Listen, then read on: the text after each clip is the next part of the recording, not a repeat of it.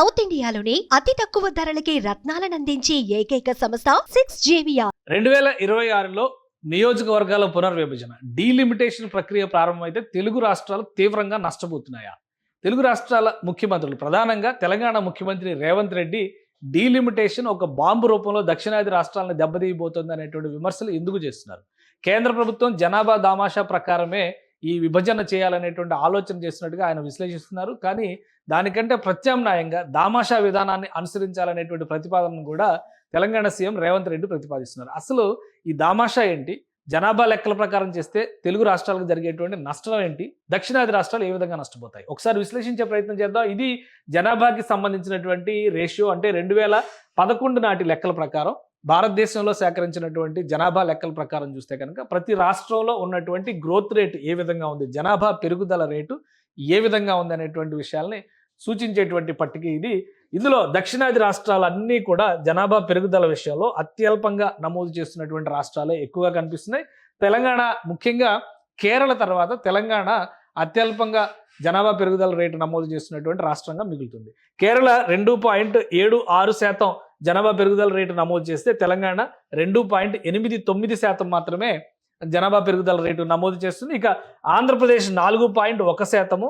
అంటే తమిళనాడు, కర్ణాటకతో పోలిస్తే ఆంధ్రప్రదేశ్ కూడా అతి తక్కువగా అత్యల్పంగా జనాభా పెరుగుదల రేటు నమోదు చేసినట్టే చూడాలి. దక్షిణాదిలో అత్యధికంగా జనాభా పెరుగుదల నమోదవుతుంది. తమిళనాడులో 5.96%, అలానే కర్ణాటకలో 5.05% కనిపిస్తుంది. దీన్ని ఉత్తరాది రాష్ట్రాలతో మనం పోల్చి చూసినప్పుడు జరుగుతున్నటువంటి నష్టం ఏంటంటే, పక్కనే ఉన్నటువంటి మహారాష్ట్రలో 9.28% జనాభా పెరుగుదల రేటు నమోదవుతుంటే ఉత్తరప్రదేశ్లో ఏకంగా 16.51%, అంటే 16.5% పెరుగుదల రేటు ఒక్క ఉత్తరప్రదేశ్లోనే నమోదవుతుంది. పక్కన ఉన్నటువంటి బీహార్ పరిస్థితి చూస్తే 8.6% పెరుగుదల రేటు నమోదవుతుంది. ఇక వెస్ట్ బెంగాల్లో 7.54% పెరుగుదల రేటు నమోదవుతుంది. వెస్ట్ బెంగాల్ చాలా ముఖ్యమైనటువంటిది. ఎందుకంటే ఆంధ్రప్రదేశ్తో పోల్చి చూసినప్పుడు వెస్ట్ బెంగాల్ జనాభా, ఆంధ్రప్రదేశ్ ముఖ్యంగా లోక్సభ స్థానాల సంఖ్య సమానం. ఎందుకంటే ఉమ్మడి ఆంధ్రప్రదేశ్లో 42 లోక్సభ స్థానాలు ఉన్నాయి. తెలంగాణ, ఆంధ్రప్రదేశ్ కలిపి ఇక్కడ వెస్ట్ బెంగాల్లో కూడా 42 లోక్సభ స్థానాలే ఉన్నాయి. సో ఈ పంపిణీని మనం తర్వాత మళ్ళీ లెక్కించేటువంటి ప్రయత్నం చేద్దాం. ఇక్కడ ఓవరాల్గా ఆంధ్రప్రదేశ్కి పెరిగితే ఆంధ్రప్రదేశ్, తెలంగాణ 2 రాష్ట్రాలకి వచ్చేటువంటి సంఖ్య ఏ విధంగా ఉండవచ్చు ఒక దామాషా ప్రకారం? ఎందుకంటే కొత్తగా కట్టినటువంటి లోక్సభలో వేసిన అంచనాల ప్రకారం 888 మంది లోక్సభ సభ్యులు కూర్చునే విధంగా దీన్ని తీర్చిదిద్దారు.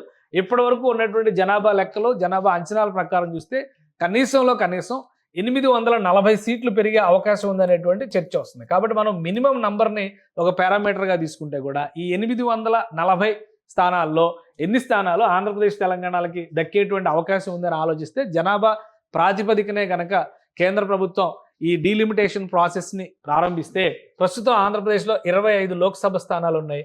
అలానే అది 31 స్థానాలకు పెరిగే అవకాశం ఉంది, +6 అవుతుంది. తెలంగాణలో 17 లోక్సభ స్థానాలు ఉన్నాయి, 23కి చేరేటువంటి అవకాశం ఉంది, అంటే +6 అవుతుంది. 2 రాష్ట్రాల్లో కలిపి 12 నియోజకవర్గాలు పెరిగేటువంటి అవకాశం ఉంది. అంటే 54 నియోజకవర్గాలు అవుతాయి. ఎందుకంటే గతంలో 42 నియోజకవర్గాలు ఉన్నాయి, ప్లస్ ఈ 12 నియోజకవర్గాల లెక్క చూస్తే మొత్తంగా 54 నియోజకవర్గాలు ఆంధ్రప్రదేశ్లో, ఉమ్మడి ఆంధ్రప్రదేశ్ జాబితా ప్రకారం. ఎందుకంటే ఇవి 2011 నాటి జనాభా లెక్కలు కాబట్టి అప్పటికి రాష్ట్ర విభజన కాలేదు. కాబట్టి ఆ లెక్కలతో మనం బేరీజ్ వేసి చూసినప్పుడు ఏపీ, తెలంగాణలో 54 సీట్లు మాత్రమే పెరిగేటువంటి అవకాశం ఉంది. ఈ బట్వాడా ఏ విధంగా జరుగుతుంది అనేది మనం తర్వాత అది వేరే ఆస్పెక్ట్లో చూడాలి. కానీ ఓవరాల్ నంబర్ ప్రకారం చూసినప్పుడు 42 స్థానాలు ఉన్నటువంటి ఉమ్మడి ఆంధ్రప్రదేశ్ 54 స్థానాలను దక్కించుకుంటే జనాభా దామాషా ప్రకారం వెళ్ళిన పక్షంలో అదే నంబర్ కలిగినటువంటి పశ్చిమ బెంగాల్లో ఏం జరగబోతుందో ఒకసారి విశ్లేషిద్దాం. పశ్చిమ బెంగాల్లో 42 లోక్సభ స్థానాలు ఉన్నాయి, విభజించలేదు కాబట్టి పశ్చిమ బెంగాల్ ఉమ్మడిగానే మనం చూడాలి. కానీ జనాభా దామాషా ప్రకారం వెళ్తే ఏకంగా 18 స్థానాలు పెరగబోతున్నాయి. 60 స్థానాలకి పశ్చిమ బెంగాల్ చేరబోతోంది. కానీ ఉమ్మడి ఆంధ్రప్రదేశ్లో పెరిగేటువంటి స్థానాలు కేవలం 12 మాత్రమే. అంటే 6 స్థానాలని తెలుగు రాష్ట్రాలు లూజ్ అయ్యేటువంటి పరిస్థితి ఉంది.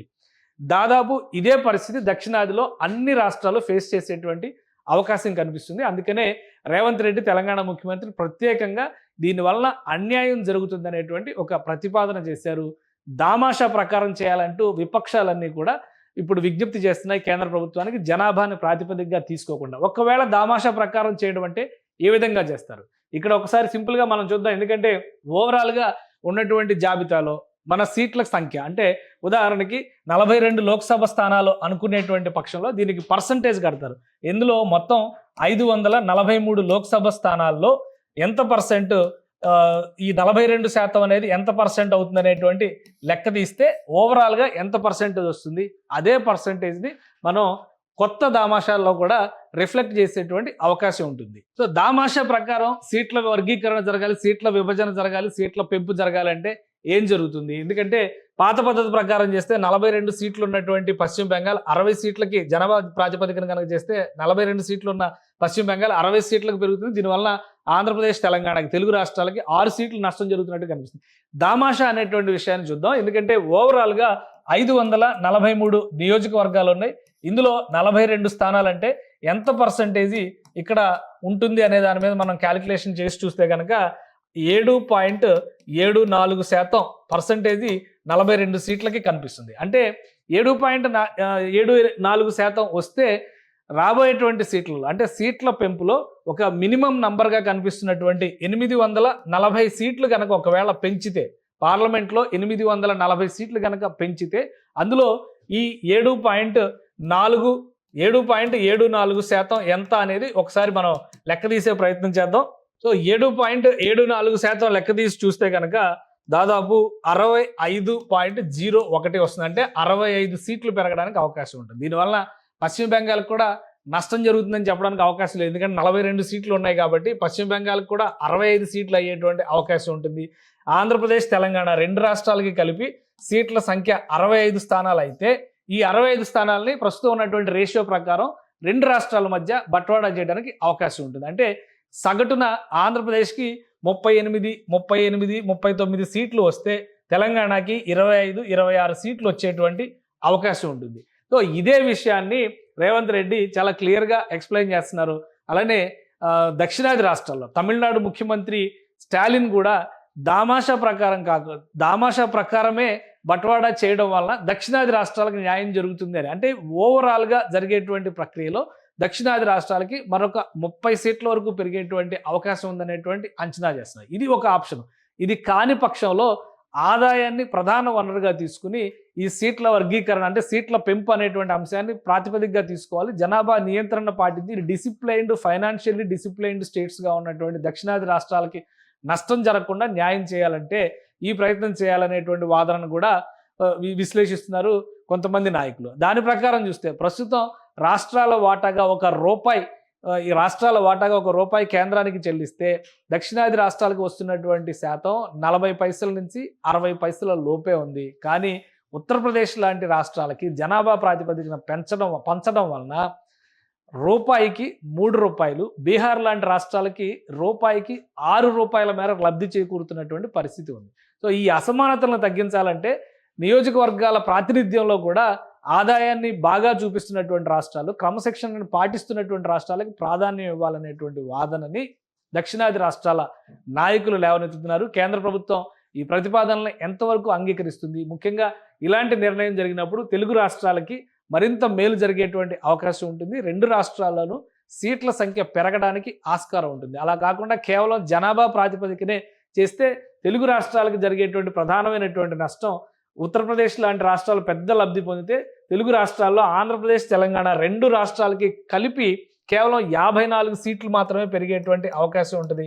54 సీట్లు అంటే 2 రాష్ట్రాల్లో చెరో 6 సీట్లు మాత్రమే పెరగడానికి స్కోప్ కనిపిస్తుంది. అలా కాకుండా దామాషా ప్రకారం కనుక వెళితే ఇప్పుడున్నటువంటి రేషియోని యాజ్ ఇట్ ఈజ్గా బట్వాడా చేస్తే కనుక ఎక్కువ లబ్ధి తెలుగు రాష్ట్రాలకు జరుగుతుంది, దక్షిణాది రాష్ట్రాలకు కూడా జరుగుతుందని చెప్పని దక్షిణాది రాష్ట్రాల నాయకులు వాదిస్తున్నారు. సుమన్ టీవీలో మీ పర్సనల్ అండ్ బిజినెస్ ప్రమోషన్స్ కోసం కింది నెంబర్కి కాంటాక్ట్ చేయండి.